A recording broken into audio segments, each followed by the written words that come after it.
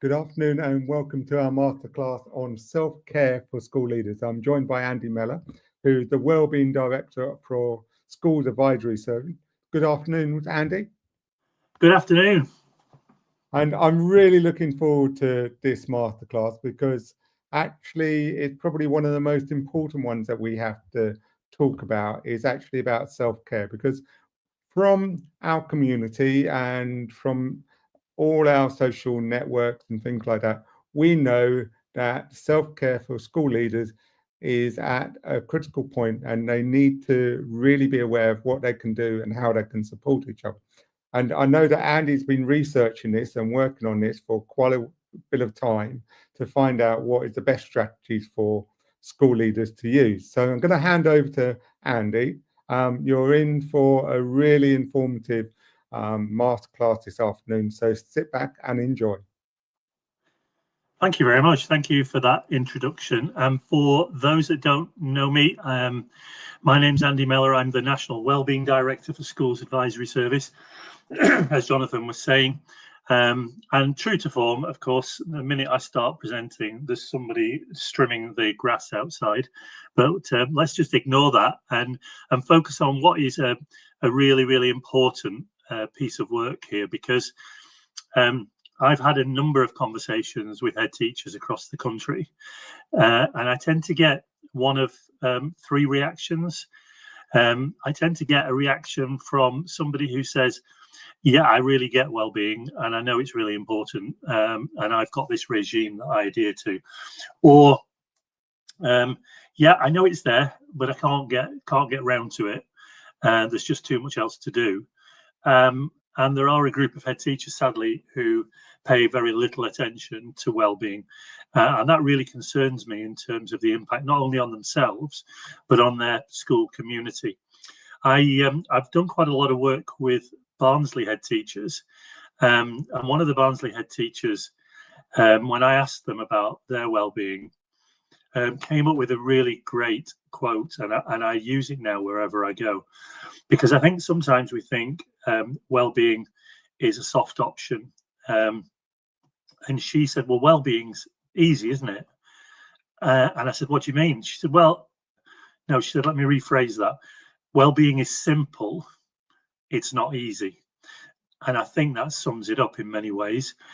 It's a fairly easy concept, but actually making it work for ourselves as school leaders is really quite challenging. And so I'm going to go into some of the details around all of that in the next hour or so. I am going to leave some time if there are any questions, or if we don't have time for questions or there aren't any questions, then I'm going to leave my contact details at the end of the presentation. So if you do want to contact me, then please do. And I'm quite happy to share these slides if they're of use in school.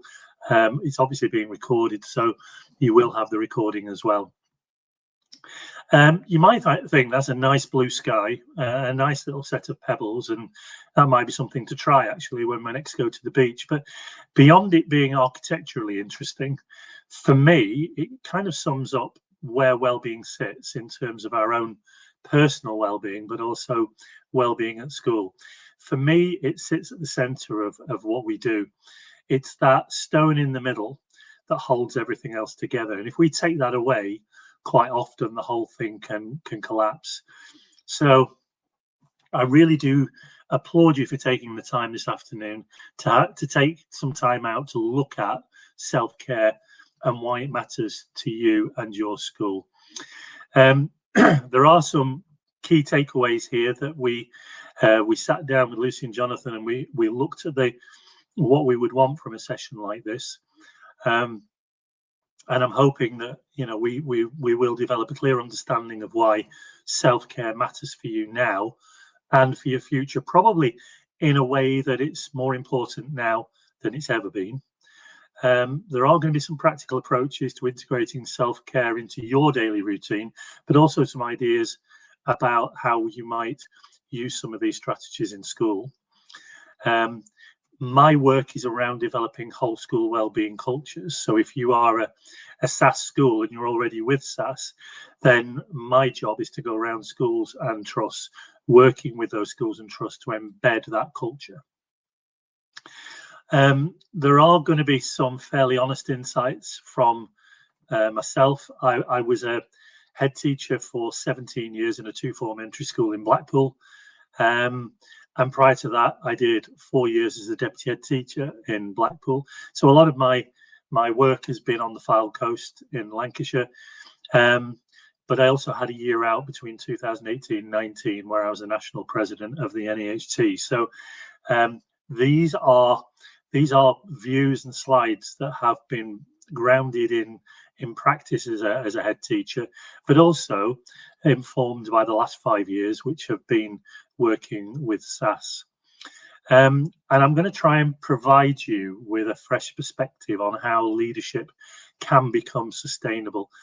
You know, I think we probably need to take a step back and look at the workload that we've now currently got, and maybe cast our mind back 15-20 years, and it seems that every year has brought more to do for school leaders and particularly head teachers. And I think there comes a point where we have to say there is no more capacity to do everything that everybody wants us to do.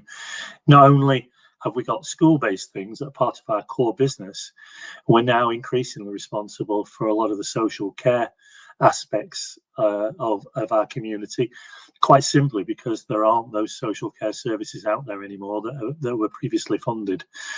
So I'm going to encourage you to take a step back, look at a reset, and plan for tomorrow and beyond with a very different perspective about how you might be the best version of you as a head teacher.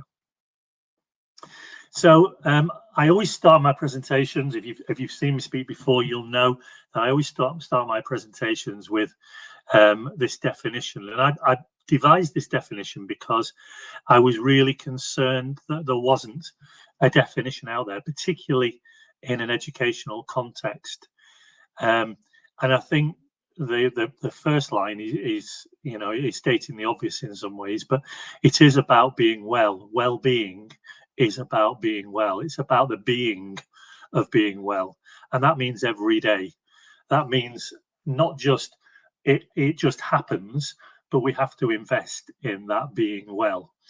And goodness me, we know that the pressure of the job taxes that being well. And so we have to invest in that. We have to put something back. And I suppose the old adage is sort of filling that well-being cup. But unless we do that, we continually, or the job continually takes that being well away from us. But we do need to put that back in. Otherwise, not only are we not the people we want to be for our families, we actually can't do the job and function as well at school. So it is a state of mental and physical health, and many heads have said emotional health, where an individual can thrive, flourish, and be the best version of themselves, both personally and professionally. And I make no apologies for saying, thriving and flourishing should be our aspirations for ourselves and for all of our staff. And building that best version of ourselves, both in a personal sense, but also in a professional sense. But we know that you can't have one without the other. If our personal well-being isn't good, it affects the job that we do professionally. And likewise, if our professional well-being isn't good, that will affect things at home, because we'll take some of that home with us. So I'm encouraging you to feel free to take this definition.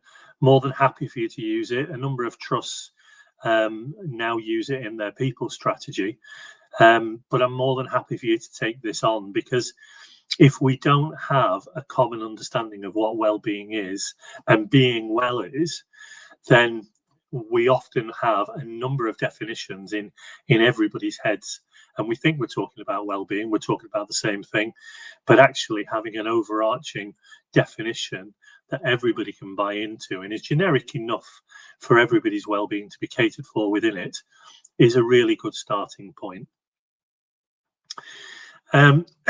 Talking to a trust this morning, and they were talking about the fact that sticky buns on a Friday afternoon might be nice, but actually they really don't cut it in terms of long-term well-being. Broadly, in terms of psychology, there are two types of well-being. There's the hedonistic well-being, the things that we're really good at in school. So like, going to the supermarket and coming in with a tray of cakes or sticky buns, giving the staff those, leaving them on the table with just a note to say that they're appreciated. That's a really, really good thing to do. I know a lot of schools offer free tea and coffee in the staff room. My school, we had wellbeing days that we covered in-house. And we also had a scheme of random acts of kindness that were anonymous random acts of kindness that were people were encouraged to do. And all of those things actually make us feel good in the moment, and they're really important. But they've got to sit alongside a deeper underpinning understanding of long-term well-being, and that's that well-being that's linked to occupational well-being. Those things around workload, professional autonomy, and professional respect that are really key. And if we don't get that right, and this is just as pertinent to head teachers as it is to staff in school. We need governors to understand that well-being is split into two sections, and that just checking in on head teachers and asking you how you are, I can guarantee what the response is, but actually we're having a deeper, more informed conversation about the head teacher's workload, their autonomy, and the way that they're given autonomy in their role, and that professional respect. And that cuts both ways. It cuts from professional respect from governors, professional respect from staff, and professional respect from the community. And probably about 3 or 4 years ago, I created a tool that's now on the NGA website, or should I say co-constructed it with them, which looks at questions that governors can ask around head teacher wellbeing. And if you're interested in finding out a little bit more about that, it is behind a paywall on the NGA website. But if you'd like a copy of it, I'm more than happy to send you a copy, because I do have a copy. So do drop me an email. And at the bottom of these slides, you'll see there's a gold bar. And it's really a prompt to look at some of the issues being discussed on the slide. So for us as head teachers, what does our well-being look like? What percentage of our well-being work is hedonistic and what percent is eudaimonic? And that's really about looking at what we do in school. Is it broadly around those things that we do around free tea and coffee, lots of initiatives, or do we have a mind to really trying to tackle some of those more pervasive eudaimonic well-being factors? But I really want to empower you and your staff in terms of having a personal conversation about well-being, because that's where it starts. Well-being starts with us, and it starts with personal decisions, personal commitment, and personal courage. I worked with a guy a few years ago who had a lovely little metaphor, which I think is quite useful to store up, because if you're a head teacher, then I guarantee you'll have had people knocking on your door asking you what you're doing for their well-being. And there's a nice little picture on the internet which shows a hand pointing at somebody as if they're asking, what are you doing for my well-being? And that little hand has one finger pointing at the head teacher, but there are 3 fingers pointing back at themselves. And it's a 75-25% breakdown. So, and that applies to us as head teachers as well. Those decisions about well-being are personal decisions, and we can make it happen. I've worked with about 150 school leaders over the last 5 years, and I've got about 15% of those school leaders who I would argue are thriving.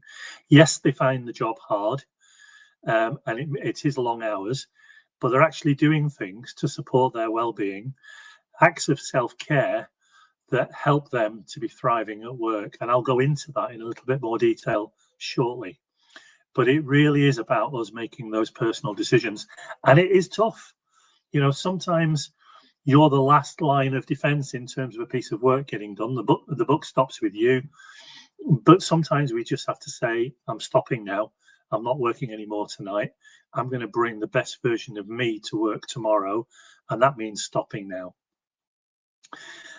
If we don't get it right, it can affect our relationship and the effectiveness of our relationships at home and at work. If we do get it right, similarly, it affects our relationships and our effectiveness at home and at work.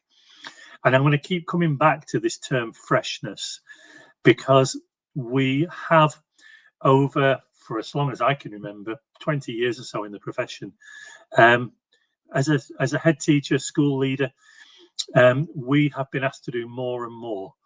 And there comes a point where we stack so much work on top of the last piece of work that we gradually grind to a halt in terms of our effectiveness. And there comes a point at which we take on work that is actually diminishing our ability to be able to do our job the following day. And I hope you can sort of visualize and relate to that concept, but that's the law of diminishing returns. And you will know whether you're at that place now, in terms of there is just so much to do, that the person who turns up for work tomorrow, and tomorrow's a Thursday, is less likely to be as effective as they were on a Monday morning when they'd had some chance to develop that freshness. So I'm encouraging you to prioritize, to step away from some of the work and to prioritize your own self-care, your own well-being during the week, and give yourself some time so that you can be the best version of you, the freshest version of you every day. And it does need a certain amount of personal knowledge around well-being. It does need some time to really think about what you do to support your well-being, what self-care regime you have to support your well-being.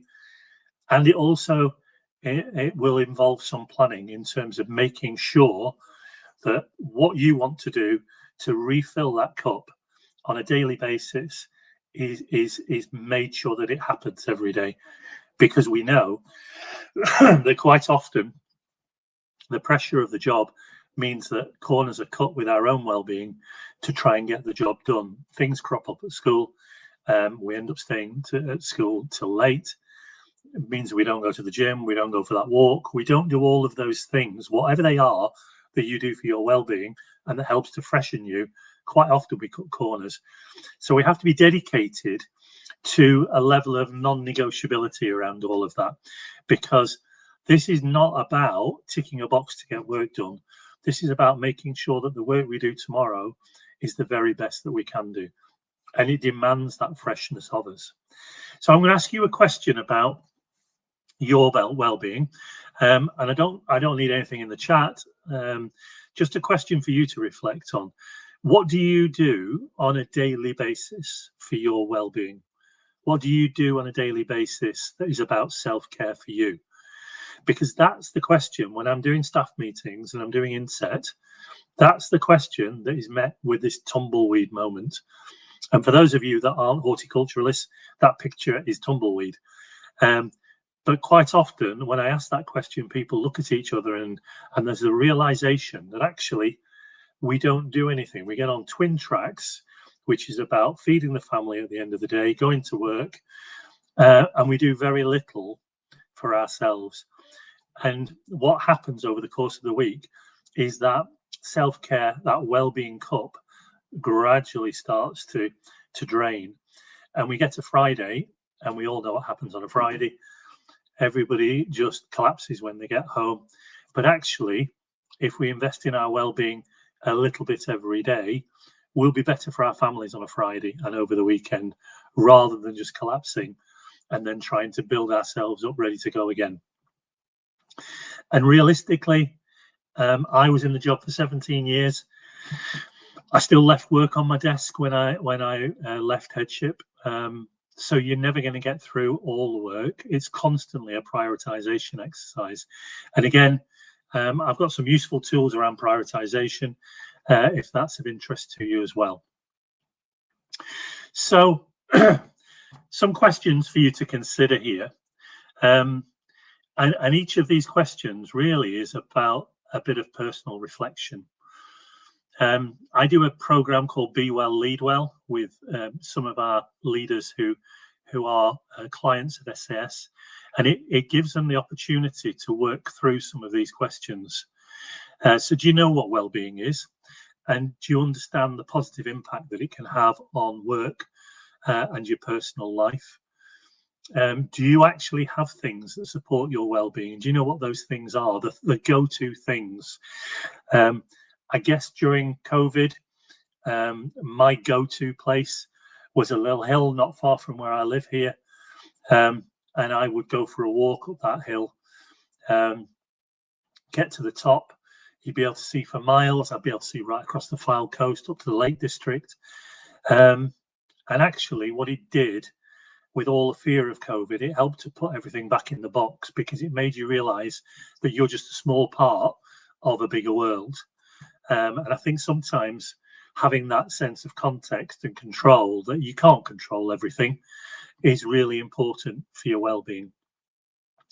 So have you put these things that you do for your well-being down in writing? And it's a really good idea to develop an accountability buddy. So it might be your deputy head teacher, but write down the things that you do for your well-being, the things that really make a difference and that you can do every day.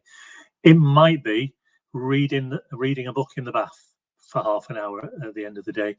It might be just having a cup of tea sat outside in the sun when you get home for 20 minutes, half an hour.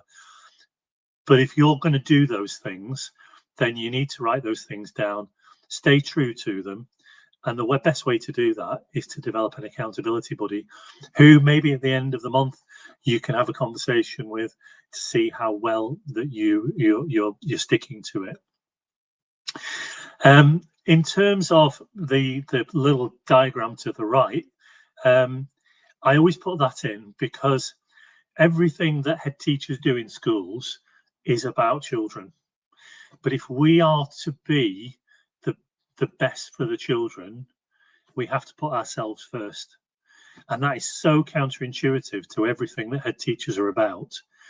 But if we are to look after our staff, our children, the community we work for, then we do need to make sure we prioritise our freshness and our well-being. And again, there's some little questions at the bottom there around the 4 pillars of well-being. Are we getting enough sleep? The chances are, if you're listening to this, I think it's unlikely you'll be getting 8 hours sleep every night. But that's what we need to be aiming for. Certainly a minimum of 7 hours. We need to be getting 4 slots of 20 minutes exercise a week. And that exercise should make us hot. And that means, prioritizing it. And the best time to do it is when you get home from work.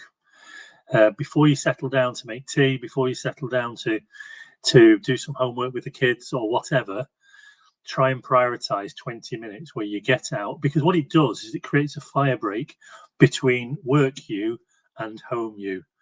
And you find that actually you're a better version of you at home, and you're able to put things at work into a box to a certain extent. I didn't do that as a head. I often would get in the garden, particularly at this time of year, and spend 20 minutes, half an hour in the garden.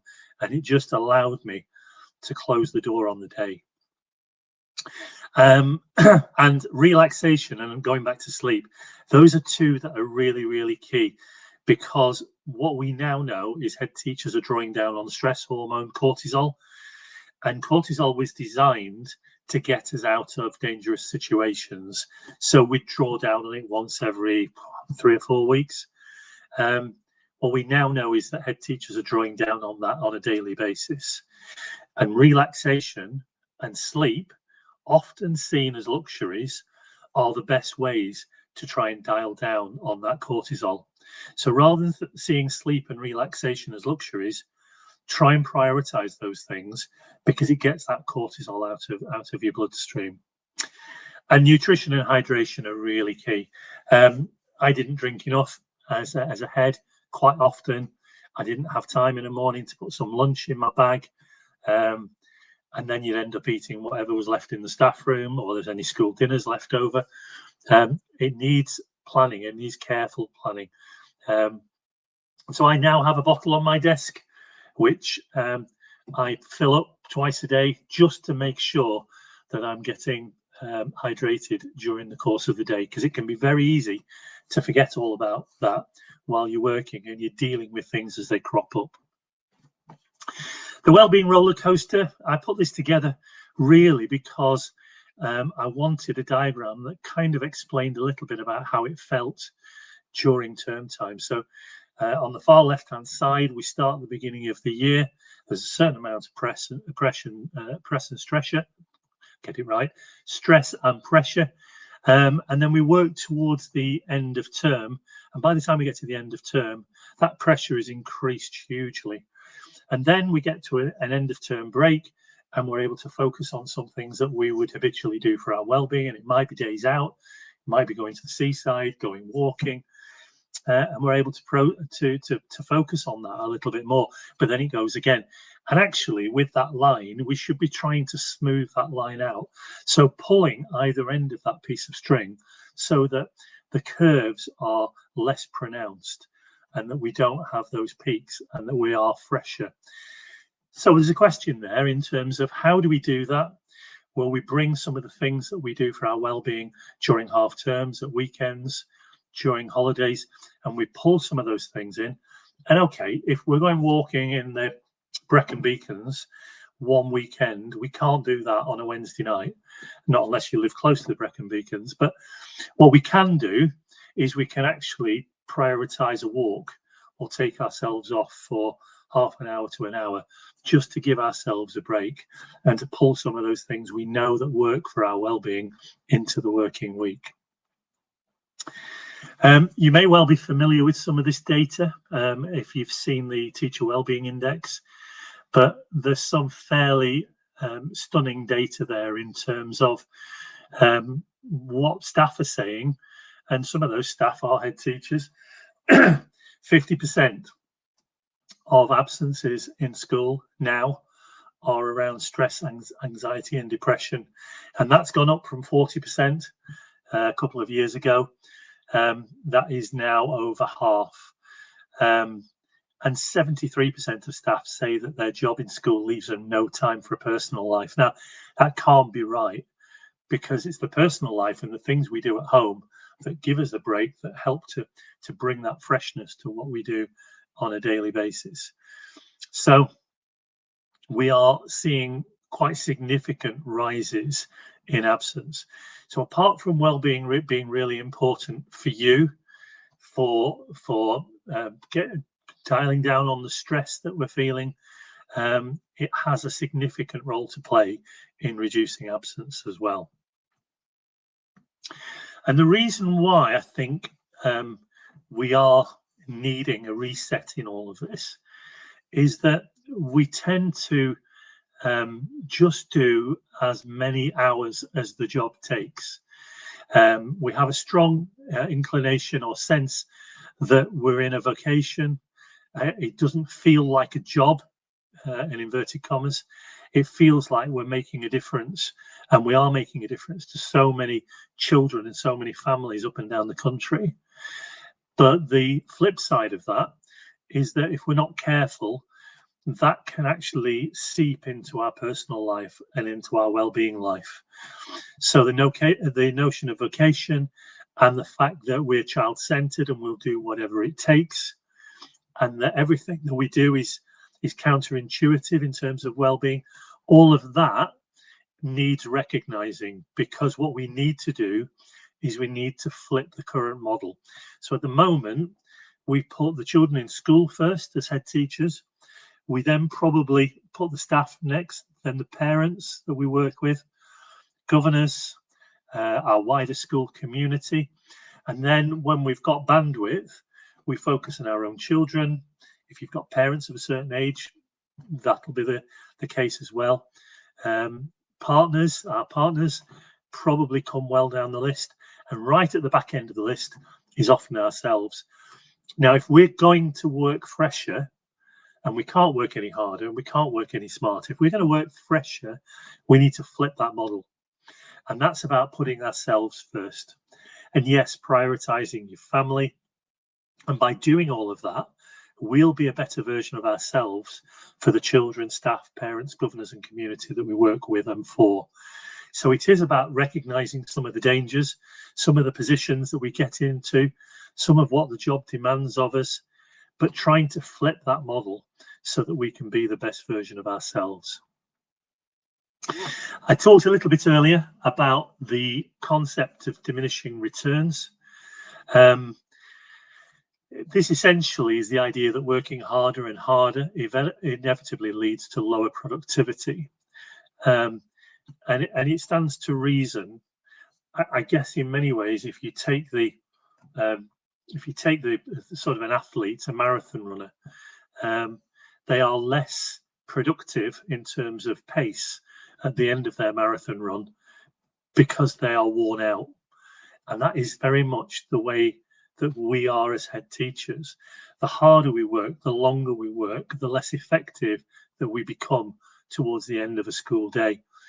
And so I'm encouraging you to recognize when that is happening and put a stop in place so that you're able to say, actually, I'm going to focus on me here.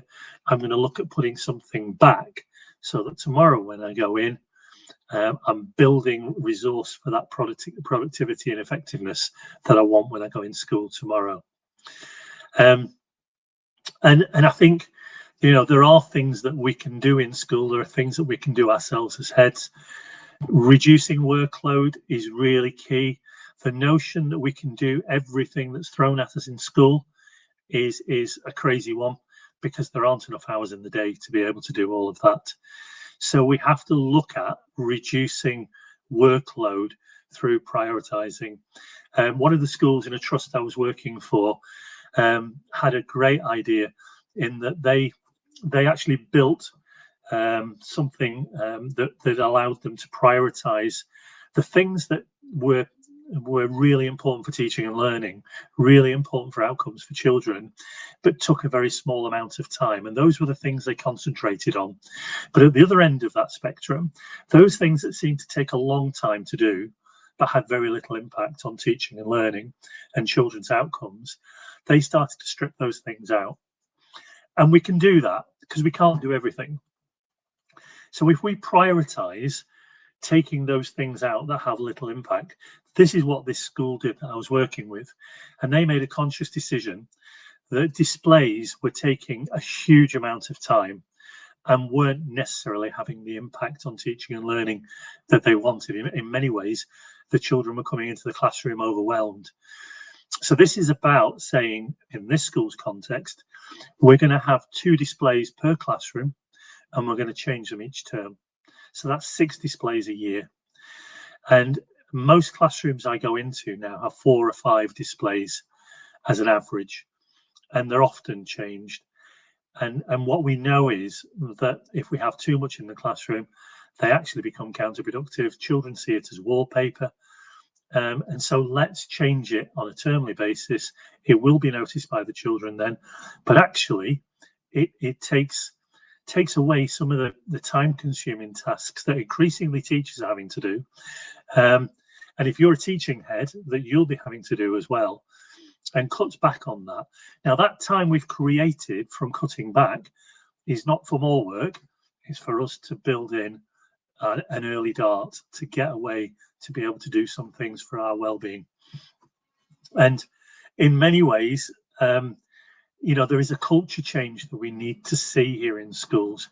I made a decision after I'd come back from being national president for a year.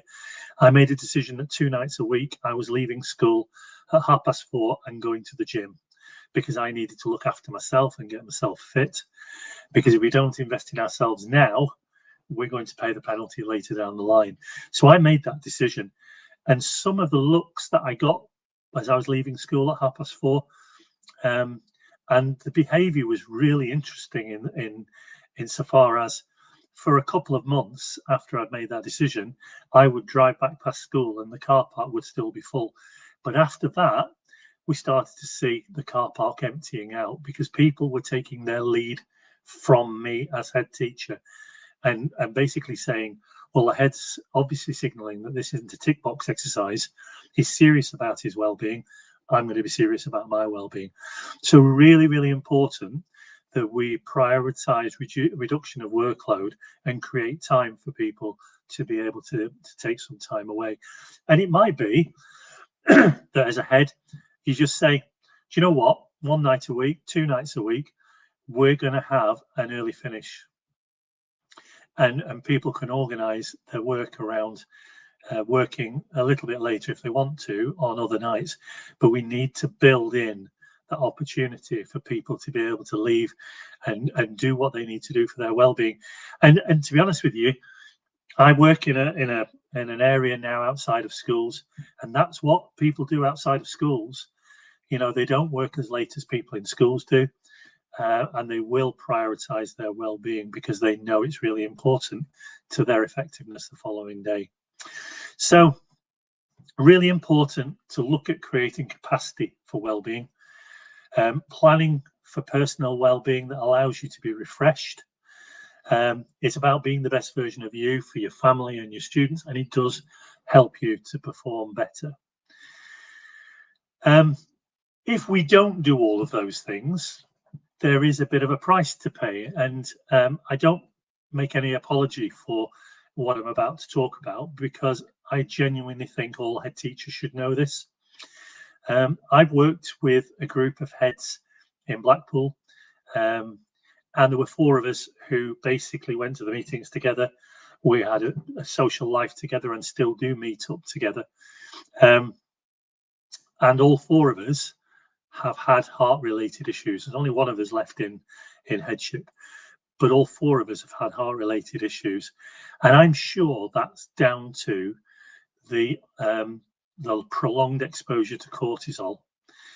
And whilst cortisol is important to get us out of dangerous situations, if we're drawing down on it on a regular basis, you can see from the diagram on the right the impact that can have on our system. Now, yes, that's a serious situation to be in, and I see it in a lot of head teachers that I work with, but it doesn't have to be like that. We know that well-being and self-care can be an antidote to overproduction of cortisol. And as I said before, we can reduce cortisol through exercise. We can prioritize the reduction of cortisol through getting more sleep, through relaxation activities and a good diet. But we also know that if we don't address that overproduction of cortisol, there will be a long-term impact going forward. And we have a masterclass next week, which is looking at heart health in a little bit more detail. So I'd encourage you to sign up to that. But there is an awful lot that we can do. Those personal decisions around exercise, sleep, rest and relaxation, and diet are really key if we are to invest in our long-term health and not have the potential long-term impact of things like heart disease, weakened immune system, and the like. You can also, and there's lots of stuff on the internet where if you type in breath work to reduce cortisol, there are lots of breathing exercises you can do as well that actually bring your heart rate into a level of coherence. And I'm not going to step into the territory of next week's masterclass, but breath work can have a significant impact on the reduction of cortisol. And certainly as a head, I had one particular parent that used to stress me out. And when they walked down the path to school and I knew I was meeting with them, I could feel my heart rate going. It would be racing. So I actually developed a breathing strategy that would help to put my heart rate back into a level of coherence.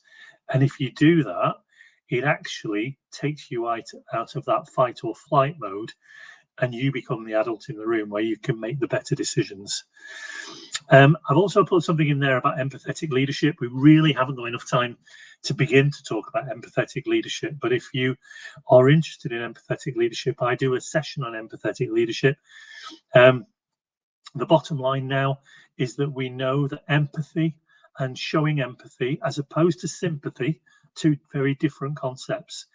We know that empathy can actually reduce stress in school, and that's empathy from your governing board, your trust board, for you as a head, but also you as a school leader, showing empathy and receiving empathy from staff as well. And there's a chemical connection around all of that that basically goes a little bit like this. What we know is when we show empathy or we receive empathy, it creates something called oxytocin in our system. And oxytocin is different from the other feel-good hormones of dopamine and serotonin, insofar as oxytocin can actually reduce cortisol levels in the bloodstream. So it's really important, if you haven't picked up on that, maybe to have a look at that, both from your own benefit in terms of empathy and developing an empathetic culture in school for your own sense of well-being, but also staff as well. I'm going to talk a little bit now about some of the research that I've done. I love that quote, by the way, on the right-hand side.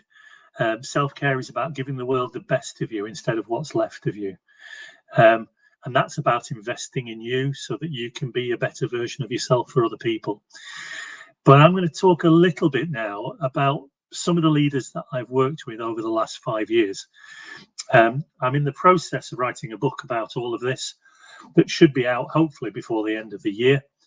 And it goes into some of the research that I've done. I've worked with about 150 school leaders, many of them head teachers. In fact, I think most of them are head teachers. And what the research tells me is that 60% of school leaders that I worked with are already on a path to burnout. Now, that sounds really quite dramatic. For some, that path to burnout might take years. For others, it might take weeks. But 60% are on a path to burnout unless something is done to address that in terms of well-being and self-care. About 25% are just about coping, so they might have strategies in place, but the demands of the job are meaning that it sort of balances itself out. But I was really interested in the other 15% because the other 15% are clearly thriving in their roles, and some of them significantly so. And these are not heads who have any different workload to anybody else, but they do 4 things in every case that change the game for them. And these are the things they do. The first thing is they develop an understanding of well-being per se, and they value the concept of self-care and well-being. And that's a really important point to get to, because a lot of the heads I talk to don't understand well-being and self-care, don't understand what it can do for them as an antidote to some of the stress and the pressure in the role. The second thing is that these heads understand what works for themselves within well-being and what works in well-being in their context. So they've actually explored some of the things that they might do. And I would love to give you an A4 piece of paper and say, if you do all of these things, then you will have great self-care, you'll have great well-being. So much of this is about your own personal journey, making those decisions, first of all, that you are going to value your well-being, making sure then you have that conversation with yourself about what works for you, or somebody at home who you want to develop that well-being with, and maybe adhere to it with somebody at home. The next thing these leaders do is they plan for their well-being. So they don't just say, I know well-being is really important, and usually I like to swim, and that's really good for my well-being. They actually plan it into their working week, and they make it non-negotiable. And that's really, really key. That 4th point is probably the most important point out of all of this, because it has to be non-negotiable. We all know we start in January with a whole load of New Year's resolutions with the best intentions in the world. But those New Year's resolutions often fall by the wayside. We cannot, for the sake of our health and our effectiveness at work, allow this to fall by the wayside. So understand well-being, develop a clear understanding of well-being and really value it. Know what works for you in that context. Make sure you've got a plan for it and you build 2 or 3 things in a week, certainly half an hour a day in terms of trying to give yourself a break for freshness, and make sure those plans are non-negotiable, that things don't get in the way. So self-care, if you're beginning to wonder how you would define self-care, this is really about prioritizing your needs. It's looking at recognizing and fulfilling your physical, mental, and emotional and social needs, whatever they might be, and looking at how we fulfill all of that. Some of that can be done through activities that we've talked about, like getting enough sleep, eating healthily, exercising. Mindfulness is a great way as well. But unashamedly taking time for yourself. And I know that heads prioritize everybody else. We've been through that list of children, staff, but really this is about making time for you. And if we do that and we embed a regime of self-care and we plan for it and we make it non-negotiable, we know that we can manage stress and long-term prevent burnout. So what I've done here is I've got a little planner, and the next slide along is a blank one. So you can use this for filling in what you might want to do. So in terms of prioritizing your needs, what have you done in terms of prioritizing your needs? It's a nice little planner for you to be able to take forward and maybe share with an accountability buddy in terms of what you're doing to develop a program of self-care. So for me, before my knees were shot, I used to do a lot of running, certainly as a head. I used to prioritize that twice a week. I now go to the gym. I'm prioritizing walking. I'm doing Dementia UK's 62 miles in May, just to try and give me a focus for my walking. I used to be involved with the cricket club. I don't anymore, but I would love to get back involved with them as well as playing cricket. So these were all things that I identified that would fulfill my physical, mental, emotional, and social needs. Now, I'm not going to go through all of those. You can see some of the things that I've put in there in terms of things that I do. But if you don't have anything in that what do you do column, there's a section there about what you might do going forward. So it's worth having a sit down, either on your own or with somebody at home, really to plan through this if you're not quite sure where to start, and build yourself a self-care regime. I've put this in as well as a bit of an audit tool, just to have a look at sleep, exercise, fuel, and relaxation. Just sort of saying, well, where am I now in all of these things? What does it look like? Again, sometimes we might rose tint some of these things. Do this with somebody at home in terms of the quality of your sleep, your exercise, what you do for your nutrition, hydration, and get an honest appraisal from them as well, so that you've got a statement about where you are now with all of that, and then highlight whether you think that's green, amber, or red. If it's red, then it's something, or amber, it's something really we ought to be looking at. So how can we improve this? How can we make this better in terms of all of those things that will feed into that freshness and allow us to build that regime of self-care that we can use? And I'm not pretending for a minute that any of this is going to happen overnight. It takes time, it takes perseverance, it takes dedication, it takes courage, it takes stickability. It's like we said at the beginning, it's simple, but it's not easy. So what I'm encouraging you to do is look at a wellbeing reset. And I think, certainly in the time that I was ahead, I allowed the job to dominate family life. When I left headship, I found that my weekends became my own again, my evenings became my own again. And maybe I should have made some decisions earlier to actually assert myself and say, no, I am having time of an evening. I am having the majority of the weekend for me and my family. But I wanted my daughters to notice that I'd got lots more time on my hands now, and just see if they noticed that there was a difference in their dad. So I said, have you noticed a difference in your dad? I've got more time to go out and keep fit and all the rest of it.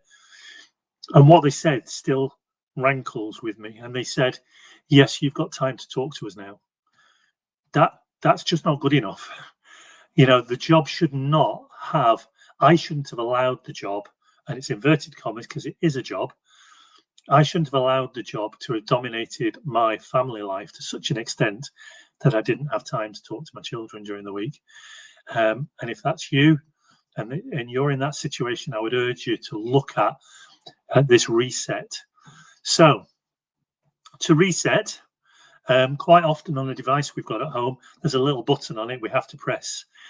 And that means we need to press pause and stop the treadmill of work. Stop the get up, go to school, work all day, come back late, make a meal, do a bit more work, go to bed, rinse and repeat.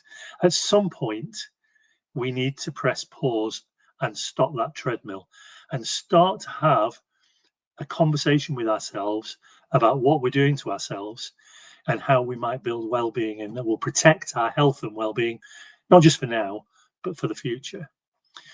So impact, looking at impact, looking at and analysing the impact the job's having on us. And I would argue recalibrate our relationship with the job, which means, yes, it's an important job. Yes, the children at school demand the best for us, but actually working every hour and overworking, that law of diminishing returns means we're not being as effective as we could be. So look at building some time in our time at the end of the day into being the best version of us that will protect us for now and the future, but also will give the best of ourselves to our staff and our children. Plan for that better well-being. Plan for things that we're not going to do, because we all know with the next iteration of something that comes out from Ofsted or the DfE, we'll take that on as well. I often attend briefings, Ofsted briefings, consultant briefings where they're talking about what DfE are looking for. And often those heads leave that room, go back to school and start planning more to put in place. It's time for us to decide what's right for our communities, what's right for our schools, what's contextually appropriate, and not necessarily trying to do everything. And I often find that with young heads, that they think they've got to do everything. We need to recalibrate our relationship with the job and look at things that we're not going to do and only do the things that really have that impact on our schools, the big impact on our schools. And then that final thing is adhere to your plans. Adhere to the plans that you've made, make them non-negotiable, and ideally have somebody that you can check in with informally so that you can have a conversation about the extent to which you're sticking to those plans. So in summary, it's a fairly simple equation, but I'm going to go through it because step by step, we get to a point where we get better outcomes for ourselves, better outcomes for the children, better outcomes for the staff, and we become more professionally fulfilled. That bottom line in yellow. But to get there, we need to live well and take care of ourselves and work fresher. If we work fresher, we become more productive and more engaged with work. If we're more productive and engaged, we perform better. If we perform better, we produce better outcomes. And if we get better outcomes, we become more professionally fulfilled. And it does start with us. And, you know, my own experience of running a school, an RI school, you know, in 2.5 years, we took ourselves from RI, where we were doing everything we were being asked by DfE and Ofsted, but it just wasn't working in Blackpool because some of the things weren't contextually appropriate for our school. So make sure what you're doing is contextually appropriate and build that well-being in for your staff, for your children. If you'd like to know more about that, then as I say, my book is largely about all of that and the research that I've done. But I do have a presentation about some of the strategies we used to develop better professional autonomy, professional well-being. But all of this starts with a decision from us. We need to make that decision. We need to press that pause and reset button. And the bottom line is, and this is my I think my final slide, there is no more capacity to work harder. And if we are to bring the best version of ourselves to work, we need to be fresher. And we do that by renewing ourselves and doing things that we know work for us. We need to do the things that we do for our well-being, whatever that might be, whatever that self-care regime might be. It might be things to do with the family. It might be going out and meeting those friends that we've not met for weeks or months or even years because of the pressure of the job. It is about building exercise in, looking after our bodies, making sure we get enough sleep and rest, and dialing down on that stress hormone. And the bottom line is, don't try to work harder, try to work fresher. And we basically have two choices. We either plan and invest in our well-being now and for the future, or we ignore the need for that investment now and we deal with the consequences in future. And I don't want that to be a doom and gloom message, but it's really important. And there are a number of head teachers I've worked with who haven't, and have worked their fingers to the bone, and the minute they've retired have keeled over. And it's really important that we put a regime of self-care in now, that we look after ourselves so that we have the very best of ourselves now. But the minute we do retire, we've still got the best of ourselves to give to ourselves and all the things we've worked hard to bring to our families as we retire. I'm going to finish up with this slide, because a lot of what I've talked about, these self-care activities, put a break in, if you like, from the long-term planning for school. And it allows us to really live in the moment. When was the last time on a really sunny day like this that at the end of the day we got home and we took ourselves for a walk? We appreciate the fact that everything is coming out into bloom, that the world is looking like an amazing place, and getting out into nature and living in the moment. And if you're a Ted Lasso fan like I am, he had a lovely phrase. He said, living in the moment is a gift. That's why they call it the present. And I'm urging you to give yourself that gift, that present, and live in the moment by developing that self-care regime. I can't tell you what to do for self-care, but I'm hopefully will have given you a few strategies there that you can take away and work on. It isn't an overnight fixed. It does take time. It does take perseverance, but it's about having a better future, both now and in the long-term future as well. Those are my contact details. I'm still on Twitter at AndyMellor64, although I don't post on there very much anymore. But if you've got any questions for me, more than happy to field any of those, or you'd like to know about anything that I've talked about. I've more or less timed it, Jonathan, to an hour, but I think we have 2 minutes to spare. That was brilliant. Really, really useful. And I wished I had some of that information when I was ahead, because actually that cortisol level, I can see myself being at that high level continuously for a long period of time. And so we talked about it in the past of actually how you do this. We've had a few questions. I'm going to go through. 2 questions from James is basically, how do you step away from the job? I'm finding it draining at the moment, and I'm near to the point of burnout. What do you recommend I do? Well, the first thing I'd recommend you do, whether you're a SaaS client or not, is get in touch, talk to me, because I do these wellbeing debriefs, and I can do one of those with you, which will help us to unpack your well-being and look at how we might build that back. It's a 45-minute debrief, although some of the conversations I've had with heads have gone on for 2 hours. In fact, one head actually did 2 separate sessions because there was so much to talk about. So I'm basically saying I want to help you, and I want to try and give you a better understanding of your well-being and how you might create within your context on a personal level, on a one-to-one conversation about how we might support you to do that. Won't cost you anything. Just drop me an email and just reference this masterclass, and I'll make sure that we set up a meeting and we can have a conversation around all of that. It is about making difficult choices. Those schools that are most enlightened around all of this are saying, could you come and talk to our governing board? Because, and I'm doing this with a school in Preston tomorrow, I'm having a conversation with a governing board about what wellbeing is and the impact the stress can have on staff. Because I think it's really important, because a lot of the pressure that we get is often coming down from governors in terms of better outcomes. And I think the more governors understand how we get the best from staff and how we develop self-care and look after our staff well-being, and particularly the head's well-being, then I think that's a really useful starting point. But Jonathan, I'd be more than happy to set up a separate call with James and have that conversation. Would that be okay? That'd be fine. Yeah, I hopefully I can get details and let you know. There's another question. Is basically what you just answered. Is how do you support governors to be more aware of the school leaders' well-being?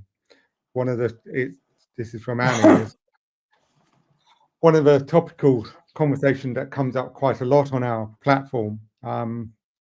Yeah, they're aware of everyone's well-being, but actually, how do you actually support it when you're dealing with all the accountability? And there is a bit of a double-edged sword there, isn't there, in terms of governors demanding accountability from the senior member of staff for outcomes, but also caring or having to care, duty of care, for that same person's well-being. So the first thing I would say is I would make sure you separate those two roles out on your governing board. So and I've actually done this with a number of head teachers. I've actually encouraged them, had conversations about developing a governor who has overall responsibility for the head teacher's well-being, and making sure that that duty of care, almost that health and safety responsibility, overrides anything around standards, because the governing board can't get away from their overall responsibility for demanding higher outcomes or the best outcomes. But one of those governors needs to step outside of that and be there for the head teacher, and fight the head teacher's fight in a governing board meeting as well. And just as if the governing board said, we're thinking of replacing a roof in the head teacher's room with asbestos, the health and safety governor would say, I'm sorry, I'm trumping that. You can't do that.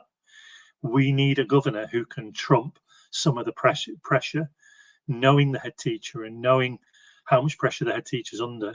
They can trump that with a health and safety card. So I think that's a really useful piece of advice. I don't think we can get away from the accountability for outcomes, but actually running a session. And as I say, I do run an hour-long session for governors, which, if you're not an SAS school, then potentially I could do at cost. But essentially, it's an opportunity for governors to better understand well-being. The other part of all of this that I would refer you to as well is if you're an NGA member, then there is a tool on there for governors to ask certain questions about the head teacher's well-being. Because what happened with me, and it happens with a lot of heads, is the chair of governors is usually responsible for the head's well-being. Will ask a question about, how are you doing? How are you coping? And every head I know will say, I'm fine. Yeah. And even if they say it a second time, the head will say, I'm fine. Because the head doesn't want to admit to the people who are doing their performance management and their appraisal, and who are their line managers effectively, they're responsible to, that they're not coping. So having that governor again, that well-being governor, who you can have that private and confidential conversation with, that stays with them, is really important. Somebody who can fight your corner. But I genuinely don't think enough governing boards understand well-being and how well-being looks in a school context, which is why I'm doing this work with governors now.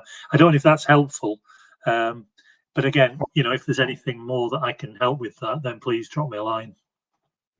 No, that's really helpful, and actually that makes sense, because the heads I talk to, most of the time it's chair of governors, and they're saying there's a conflict, and actually yes, there would be a conflict. You can't do accountability one stage and then well-being 5 minutes later, because actually it doesn't always work like that. So this is part one of our session. We got next week. We got the next session with the brilliant Maria Brosnan.